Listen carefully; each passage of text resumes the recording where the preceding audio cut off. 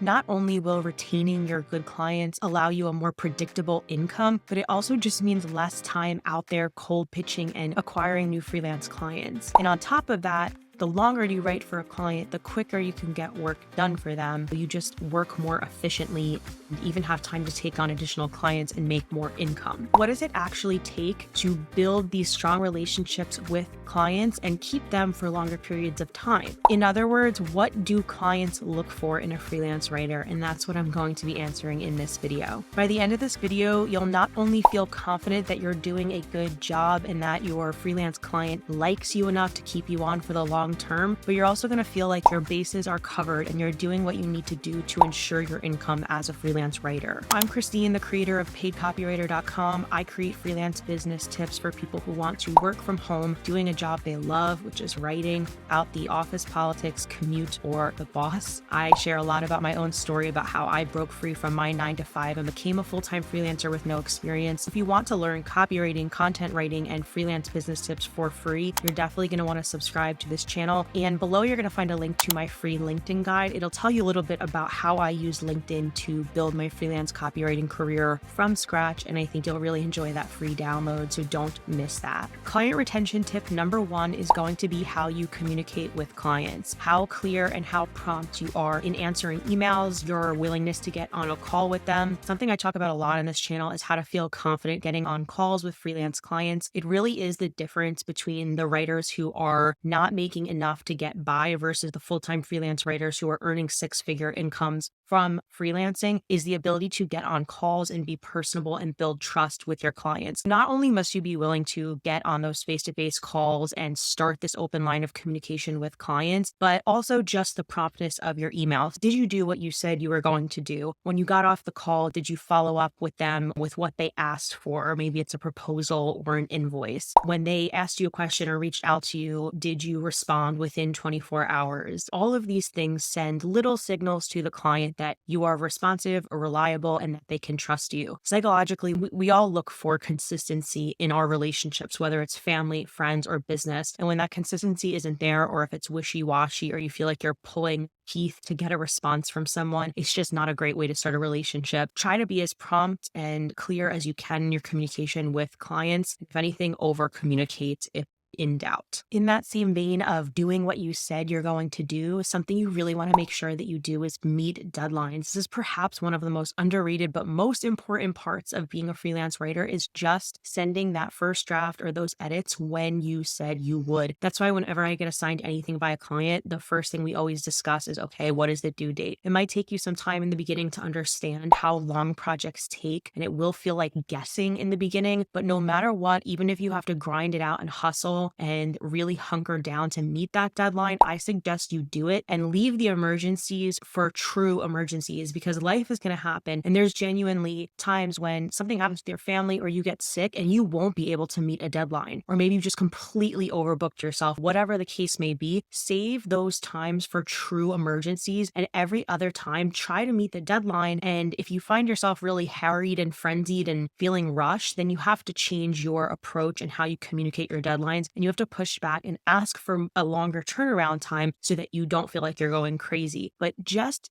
being the writer who delivers what they say they're going to deliver when they said they would do it puts you head and shoulders above a lot of freelancers who tend to be flaky. I think with the online world, we don't have as much accountability, and it is easy to just forget to send an email or forget to submit something. So set that tone in the beginning of the relationship. Be the writer that meets the deadlines, and you'd be shocked at how much this impresses clients. Client retention tip number 3 is to show appreciation and show hunger. When I say show appreciation, I just mean to show the enthusiasm, say thank you for thinking of me when it comes to this opportunity, when they do assign you work. Try to have a positive, upbeat tone when communicating with clients. You don't want to be groveling and like thanking them and worshiping them just because they gave you work, because you could come across as desperate and as someone who's maybe doesn't have that much going on. But you really do want to at least have a positive note in all of your emails saying, thanks so much, we'll get this back to you. Just just have an upbeat tone, because people want to know that whoever they're freelancing with and contracting the work to is appreciative and has a positive attitude. And the second part of that equation is showing that you're hungry, letting clients know that you want more work, you want more responsibility, and you are willing to put in a little bit extra to make them happy. And I know a lot of people talk about client boundaries and how to set them and how to make sure you're not getting walked all over, but there is a time and place where you do want to go above and beyond for your clients and show them that you care about their business and that you want more from them. So whether that's contributing ideas or sending them a relevant article or just kind of keeping in touch with them in that way that shows that you are dedicated and that you're hungry and that you want to grow in your freelance career, people will get on your side. They'll understand what your motivations are and they'll actually want to help you in reaching your goal. So if you tell them, hey, I'm a copywriter and I eventually want to write emails, or hey, I know I'm writing blogs for you, but my dream would be to, write your emails and take this over. Don't be afraid to let people know about your intentions. It doesn't mean the client's necessarily going to give you what you want, but it's in the back of their mind. So when the opportunity arises, you might be the first person they think of. So comment down below and let me know what's one thing that you do for your clients that you know that they like. What is a best practice or a tip that you have found that clients appreciate? I would love to hear what other freelancers are doing to go above and beyond to provide value for their clients. Client retention tip number 4 is very similar to the last one about showing that you're hungry, and that is to contribute new ideas and show that you care about the client's goals. The typical freelance writer is just an order taker. You get on a call or you send a few emails back and forth. Yes, I want blog content. Can you write this? That's really putting your career in the most jeopardy because that is something that anyone can do. But if you're a freelance writer who actually takes the time to understand their overall marketing strategy, even if you're not a marketing expert at this point in time, showing an interest in their overall content strategy will put you light years ahead of other writers. So when you get on a call with client, instead of just talking about content, ask about their other departments, ask about the demand gen department, ask what the paid advertising team is doing. Try to find out what's going on in their company as a whole, because your client, whether it is somebody in an enterprise company with like what I work for, or even if it's just the CEO and you work for a creator, they have so much more going on than just that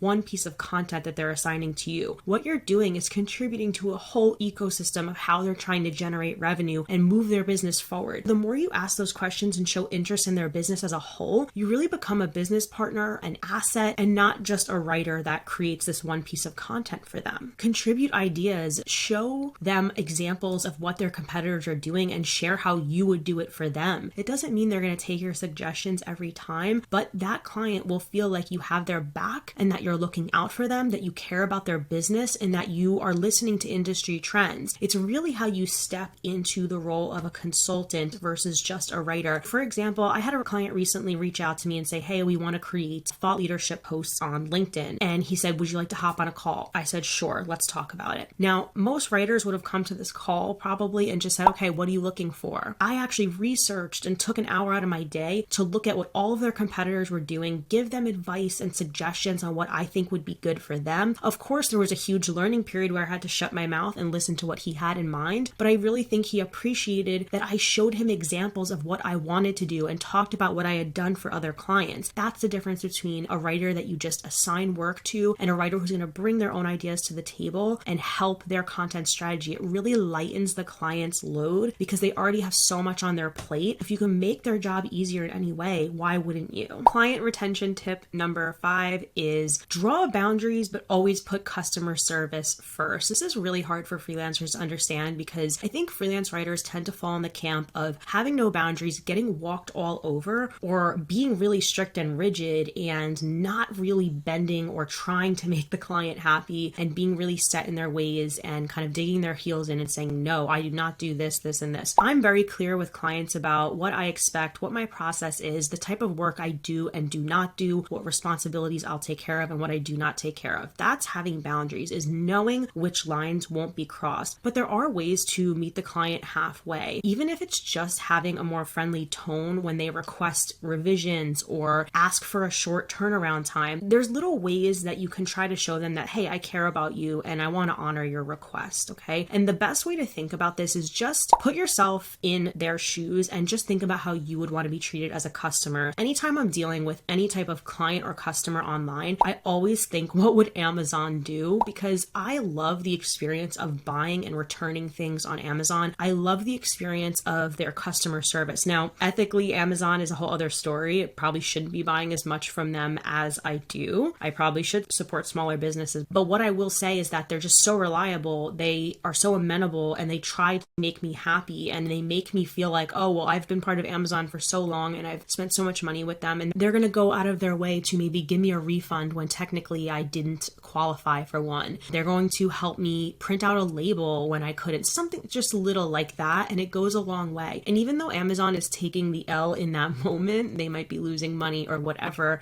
they know that long term keeping me happy is going to ultimately benefit their bottom line. And I think we all have to take those approaches with our freelance business. It's like, yes, this request was kind of annoying, but I do want to make them happy. And I know that if I keep this client, I'll have this stable income. Let me just put my ego or my annoyance aside for the moment, do what they said, fulfill on what they asked for, and get over it, right? It's really hard because you have to determine when to take that approach, but also when to hold your boundaries firm. And that's something really personal. And it also comes with trial and error. But like I said, have your boundaries, know what you will and you won't do, but also keep customer service first and put yourself in the client's shoes. Now, on this subject of keeping clients happy, working with them long term, and creating a predictable, stable freelance income, you're definitely going to want to check out this video I created on retainer packages. Retainer packages are something that freelance writers talk about a lot. It's getting that set amount of work each month. And I refer to it as the steady paycheck version of freelance income. And in this video, I break down the pros and cons and show you real life tangible examples of how I structure my retainers and how you can get on Canva and create your own little retainer package. You can offer this new service and just recurring revenue in your freelance business. Definitely check out that video here and let me know what you think. I hope this helped. Bye.